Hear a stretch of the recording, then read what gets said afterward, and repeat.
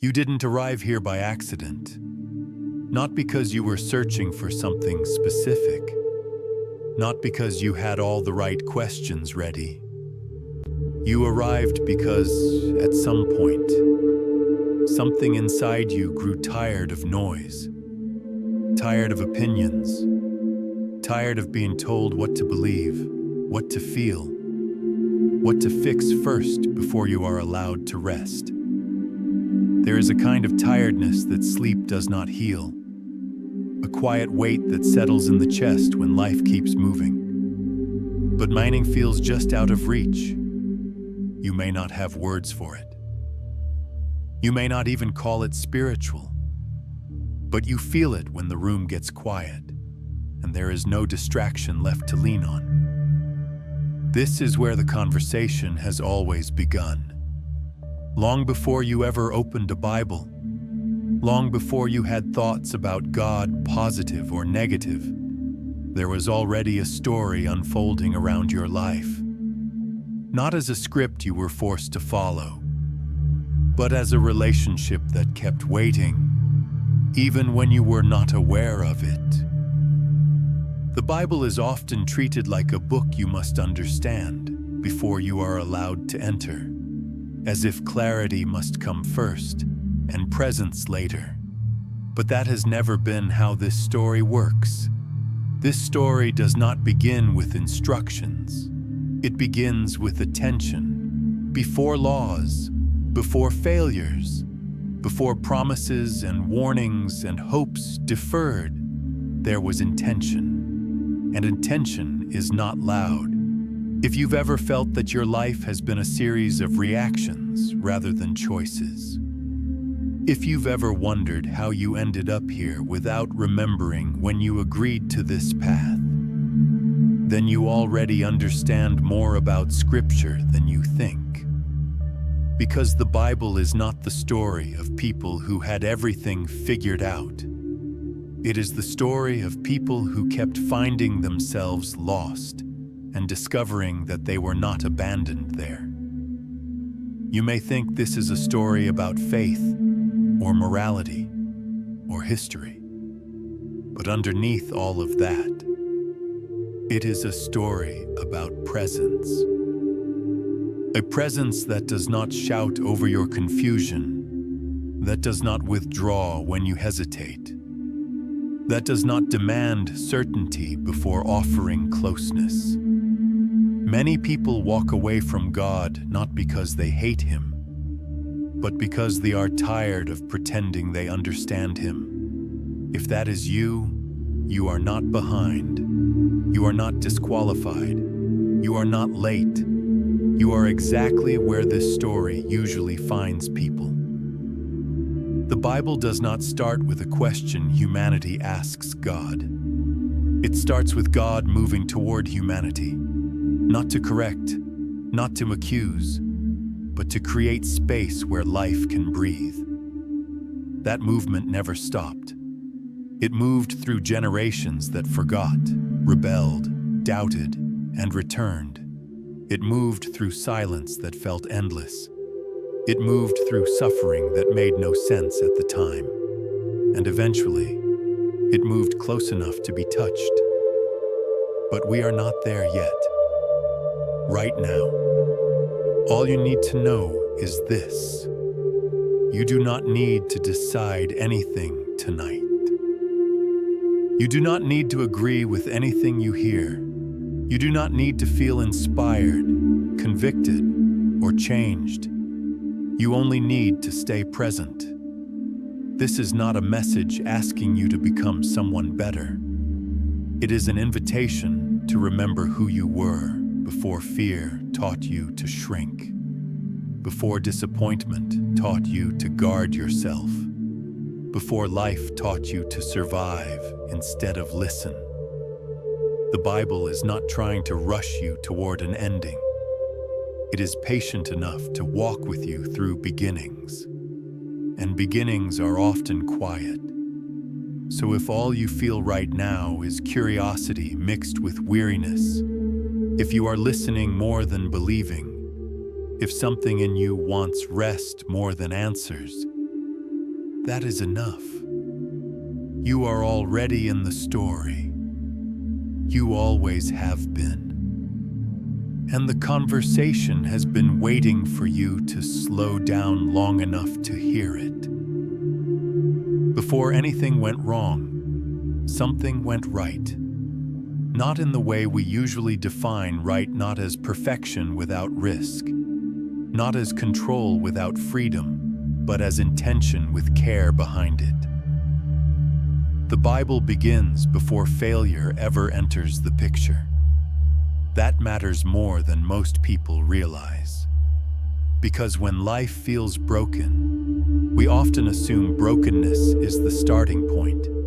We build our identity from what went wrong first, from what didn't last, from what hurt us early and quietly shaped the way we learned to exist. But the story does not begin there. Genesis opens with movement, not chaos, with order forming gently, not through force, but through attention. Light separated from darkness, land from water, life given room to breathe, and then something different happens. The story slows down.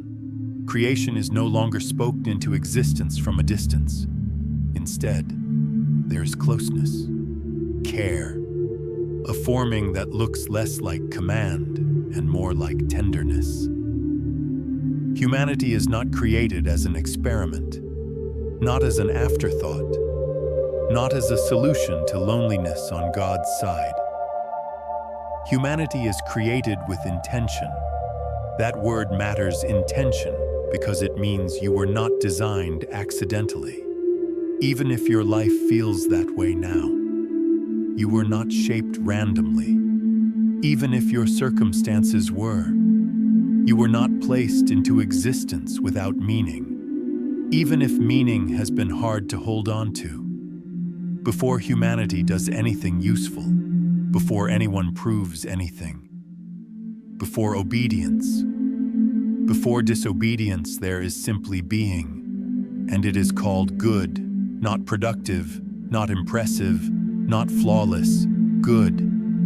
This is where many people quietly disconnect from the story.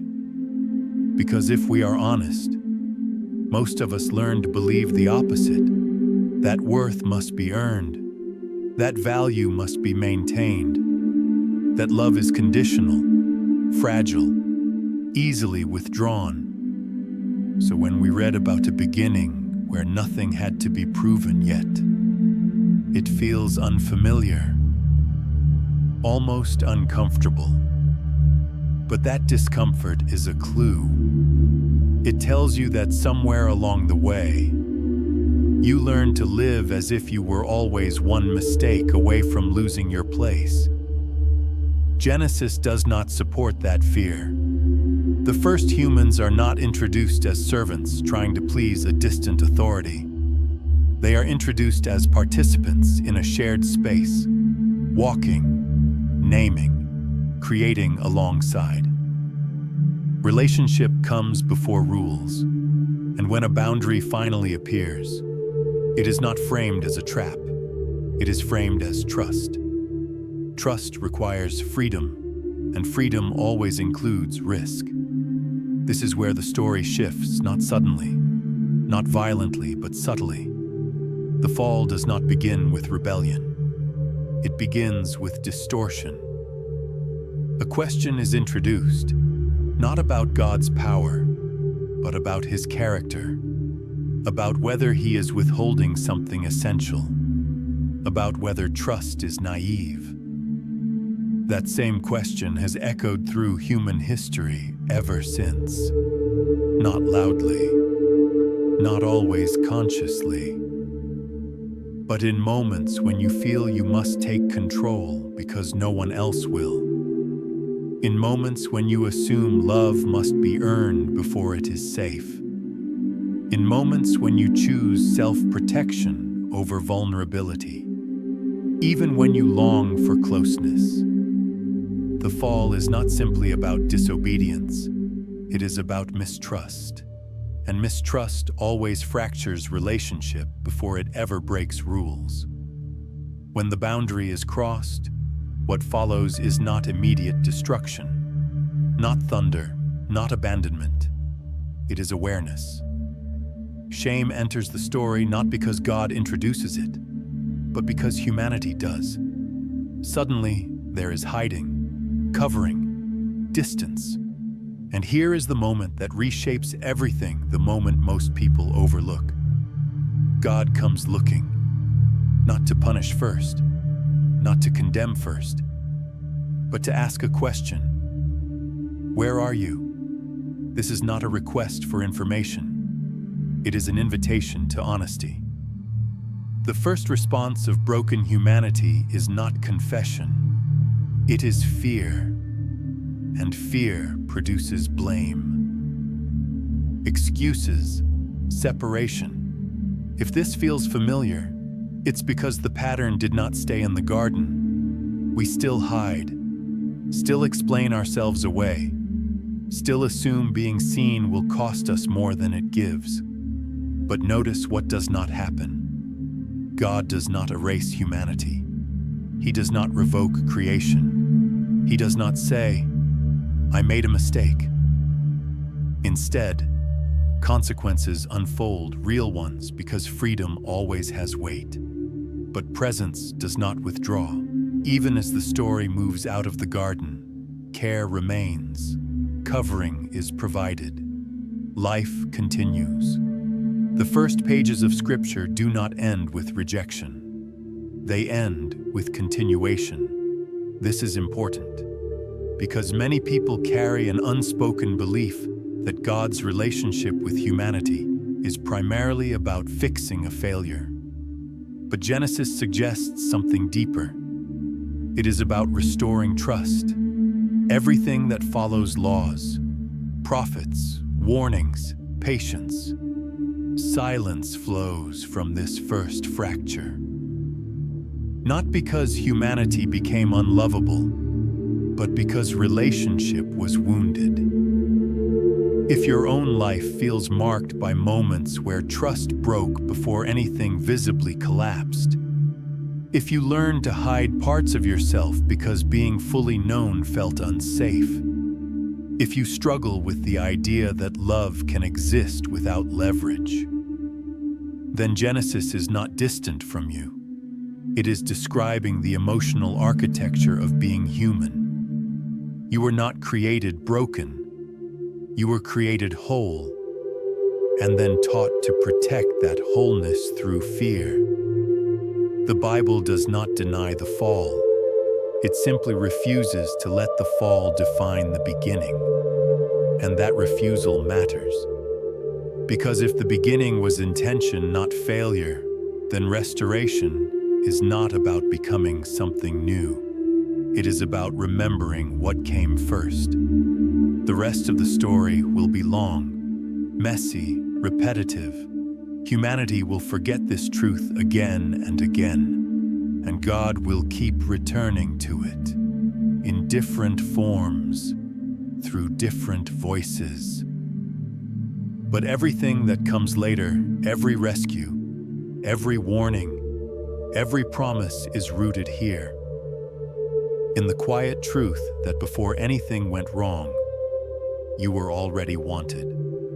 Not for what you would achieve, not for what you would fix, not for how well you would perform belief, but because intention was set in motion, and love does not easily let go of what it chose, and that intention has not changed.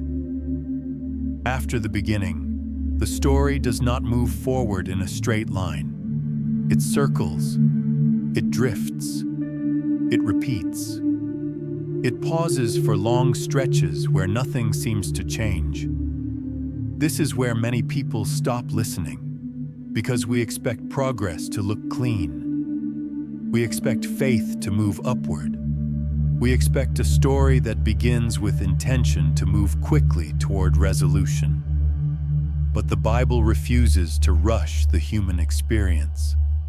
What follows Genesis is not a steady climb toward wisdom. It is a long record of forgetting, leaving, wandering and returning, sometimes slowly, sometimes reluctantly, sometimes only after everything else fails. This is not because God lacks clarity. It is because humanity struggles with memory. The pattern begins early. People receive guidance, experience provision, and then slowly grow restless. What once felt miraculous begins to feel ordinary. What once felt secure begins to feel restrictive.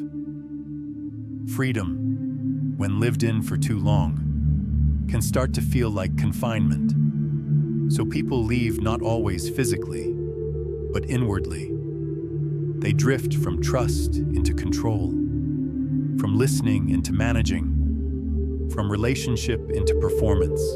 The Bible does not dramatize this drift. It rarely announces it. It shows it happening quietly. A missed moment of gratitude. A small compromise justified as practical. A choice made out of fear rather than trust. Over time, distance forms not because God moved, but because attention did. This is how wandering begins. When the story reaches the desert, it finally names what many lives experience but rarely articulate. The wilderness is not chaos. It is not punishment. It is not abandonment. It is exposure. In the wilderness, distractions are stripped away. Comforts are limited. Certainty is reduced to daily provision. And daily provision is uncomfortable for people who want control. This is why the wilderness is full of complaints. Not because people were starving, they were fed. Not because they were unsafe, they were protected. But because dependence feels like vulnerability, and vulnerability feels dangerous when trust is thin. The wilderness reveals what abundance often hides. Fear, impatience, a desire to go back to what was familiar, even if it was harmful. Many people think faith fails in moments of suffering, but Scripture suggests something else. Faith often weakens when life becomes predictable, when the days blur together, when waiting stretches longer than expected, when answers do not arrive on schedule. The wilderness is where people learn whether they want relief or relationship, and most of the time, they choose relief. This is why the story keeps repeating itself.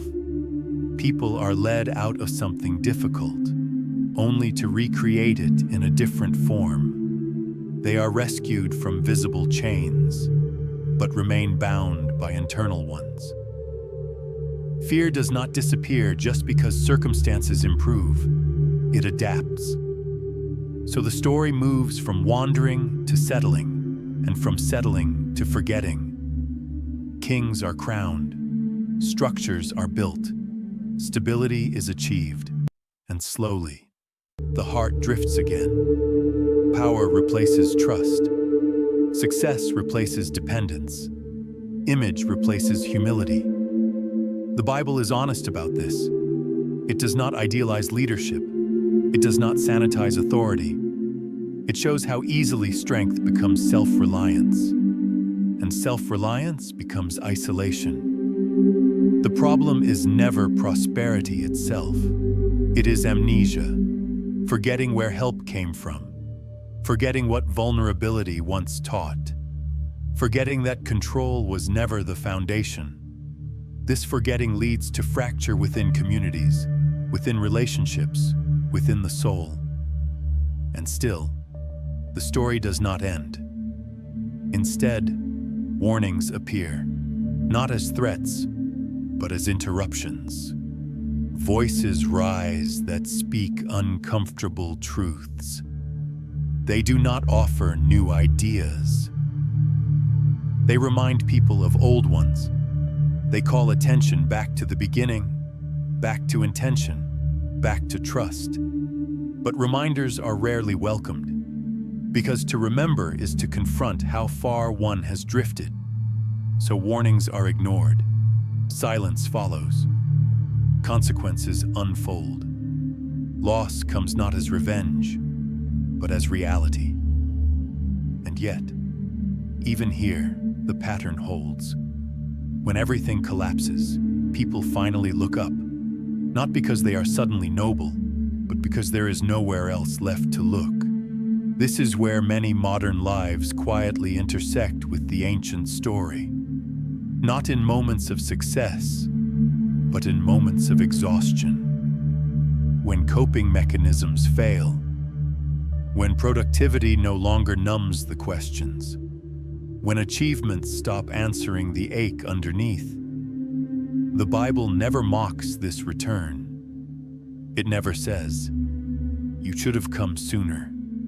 It meets people where they are again. This is perhaps the most unsettling part of the story. Not that humans keep failing, but that God keeps responding, not with novelty, but with consistency. The same patience, the same presence, the same willingness to walk slowly with people who repeatedly forget. If the Bible were only about human faithfulness, it would be very short. It would end early, and it would offer little comfort. But it is not. It is about a faithfulness that operates underneath human inconsistency, a presence that does not depend on perfect memory. This does not excuse wandering. It explains it, and it reframes what return really means. Returning is not about proving you've learned your lesson. It is about recognizing where you are. Many people delay returning because they believe they must arrive with clarity, with remorse articulated perfectly, with a plan for improvement. But the story suggests something gentler. Return often begins with honesty, not resolution. With the quiet realization, I cannot carry this alone anymore. That realization appears again and again in Scripture, in different voices, in different eras, under different names. And every time it appears, the response is the same. Presence meets it, not urgency, not pressure, not disappointment. Presence. If your life feels like a series of restarts, if you have revisited the same fears in different seasons, if you've promised yourself you would be stronger, wiser, more certain by now, the Bible is not surprised. It is patient with repetition. Because repetition is how humans learn trust slowly, imperfectly, over time. The story does not shame the wandering. It simply refuses to let wandering be the end, and it keeps moving forward. Not because humanity gets better, but because love remains interested. Interested enough to keep speaking. Interested enough to keep approaching. Interested enough to eventually step closer than ever before. That step is coming. But before it arrives, the story wants you to recognize yourself here not as a failure, but as a participant in a long, honest pattern. Leaving, wandering, being found again. Not once, but many times. After generations of wandering, warning, forgetting, and returning, something in the story changes. Not abruptly, not dramatically at first, but decisively. For a long time, God spoke through distance, through laws written on stone, through voices raised in the wilderness, through prophets who carried words heavier than their own lives. These messages mattered. They shaped memory. They kept the story alive.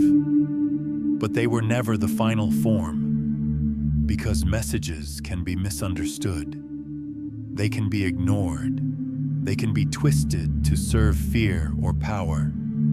And slowly, The distance between the message and the heart grew wider.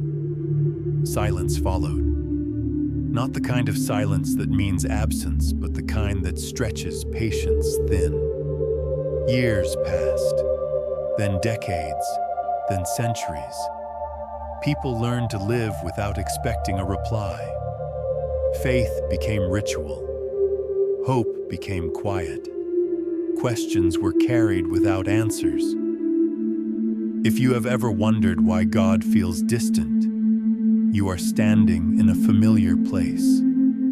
This is the moment the story turns. Not because humanity finally gets it right, but because waiting has reached its limit. The Bible does not present Jesus as a sudden idea. He is not an interruption. He is a continuation, closer, riskier, more vulnerable. This is the most unsettling choice in the entire story. Instead of sending another message, God comes himself, not as power, not as spectacle, not as authority demanding attention. He comes as a life that can be misunderstood, rejected, ignored. This matters, because it means God does not remain protected from human experience.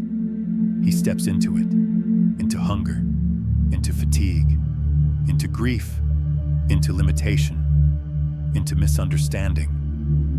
Jesus does not enter the story above humanity. He enters it within. He does not avoid the margins. He is born into them. This alone challenges most assumptions people carry about God. If God were only interested in obedience, distance would have been safer. If God were only interested in control, authority would have been clearer. But closeness suggests something else. It suggests that understanding mattered more than dominance. That presence mattered more than perfection. Jesus spends very little time explaining theology. He spends time noticing. He notices people no one else is looking at. He notices the quiet desperation behind polite behavior. He notices faith hidden inside doubt. He does not rush to correct belief before offering relationship. This unsettles religious systems built on hierarchy and certainty, because Jesus refuses to play the role people expect. He touches what is considered unclean. He listens to people with no status. He eats with those whose lives are publicly broken, not to make a point, but because distance has never healed anyone. If you are used to believing that God waits for you to be better before coming closer, this part of the story disrupts that belief. Jesus does not say, "Fix yourself, then follow me." He says, "Come as you are." And many misunderstand this invitation. They think it means change does not matter. But change does happen. Just not through pressure. It happens through being seen. Jesus tells stories instead of issuing commands. Stories about lost things being searched for, about forgiveness interrupting judgment, about grace given before it is deserved. These stories are not moral puzzles. They are mirrors. They reveal how people relate to God and to themselves. They expose fear hiding behind control. They expose pride hiding behind certainty. They expose longing hiding behind anger. And still, Jesus does not force resolution. He allows misunderstanding, allows rejection, allows people to walk away. This is where the story becomes heavy. Because closeness always carries risk.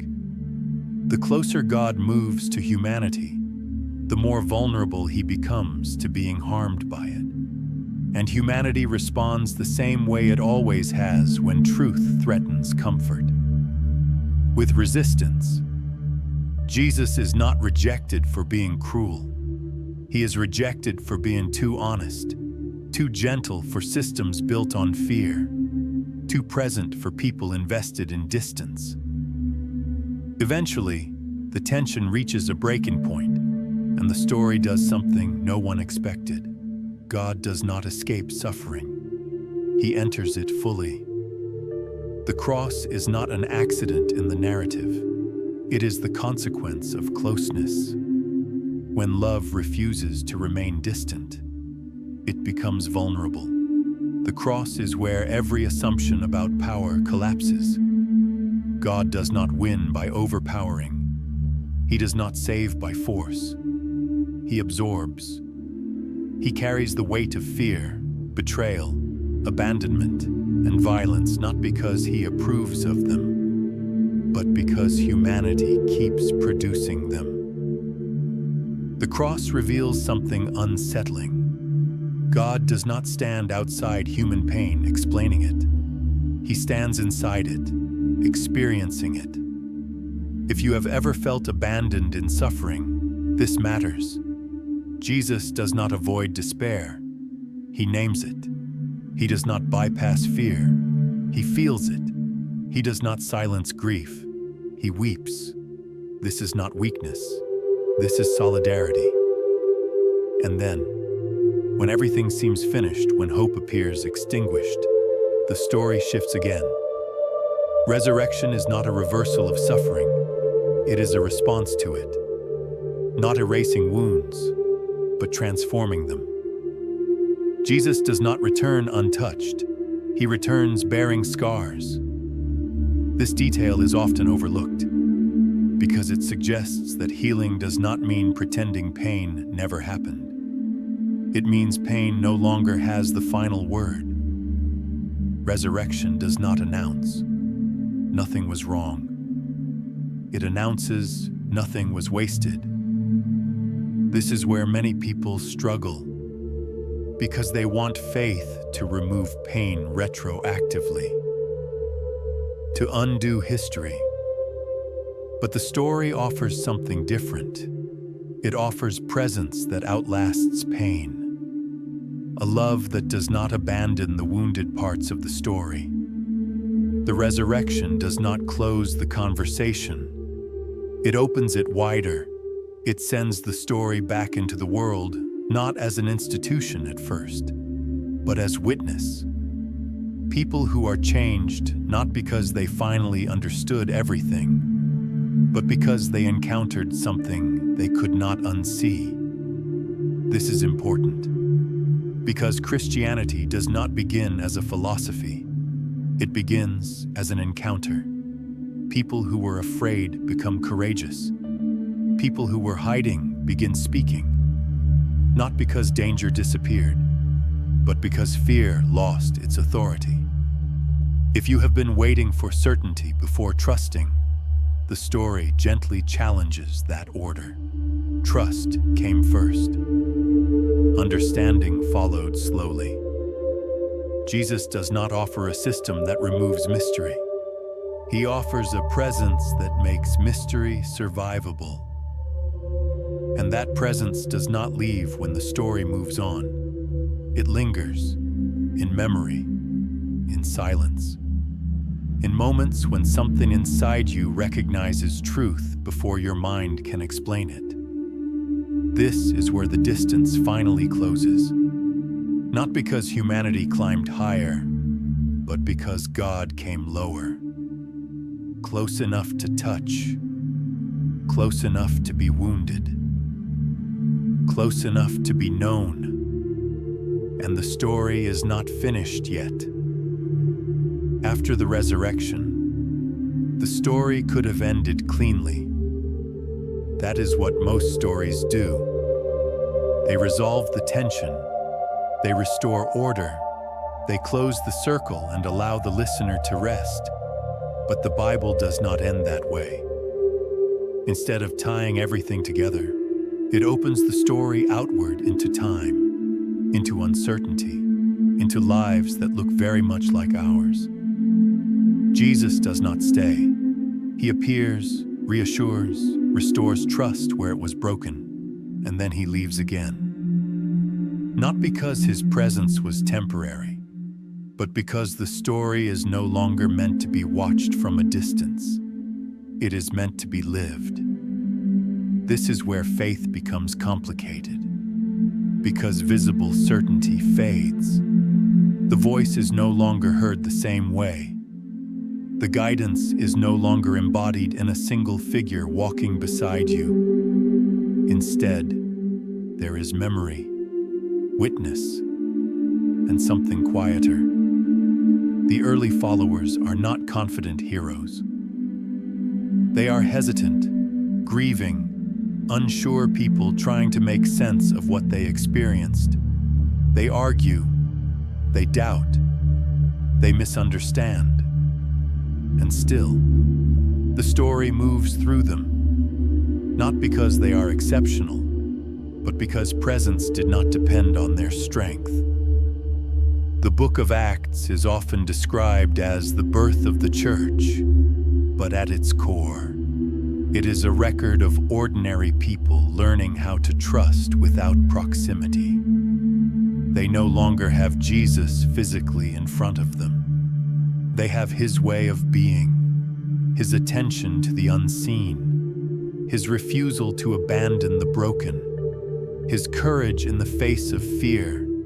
This is harder, because it requires internalization rather than imitation. You can follow someone closely when they are beside you, but when they are gone, you must decide what truly shaped you.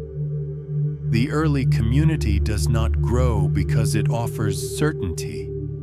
It grows because it offers presence. People are drawn not to answers, but to a different way of living with unanswered questions. They share what they have. They care for the overlooked. They remain together even when pressure mounts. Not because life becomes easier, but because fear loses its grip. This is where the story begins to resemble modern life more than ancient history, because faith now exists in tension, between hope and disappointment, between belief and doubt, between conviction and confusion. The letters that follow in the Bible are not written to people who have everything figured out. They are written to communities under strain, people trying to remain human in systems that reward power, speed, and self-protection. They wrestle with questions that still feel familiar. How do you love without becoming naive? How do you remain faithful without becoming rigid? How do you live with conviction without losing compassion? The letters do not offer simple formulas. They offer reminders. That faith is not proven by intensity, but by endurance. That love is not measured by feeling, but by action. That hope is not denial of reality, but refusal to surrender to despair. This is where many people quietly step away from faith, not because they reject God, but because they are exhausted by inconsistency. They expect clarity and encounter complexity. They expect transformation and encounter process. But the Bible never promises a finished world. It promises presence within an unfinished one.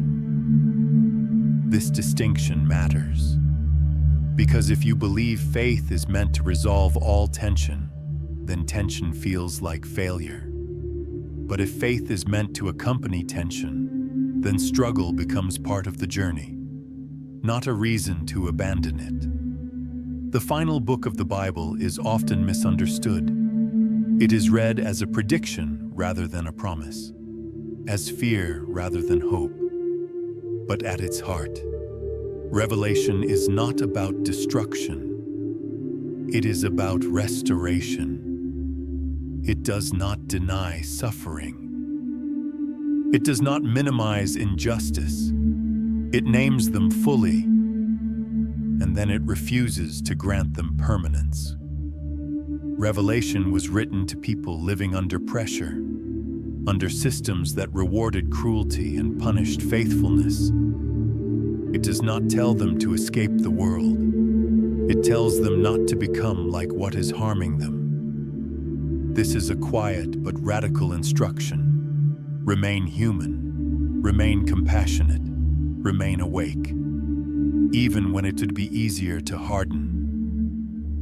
The final vision of the Bible is not humanity ascending away from the world.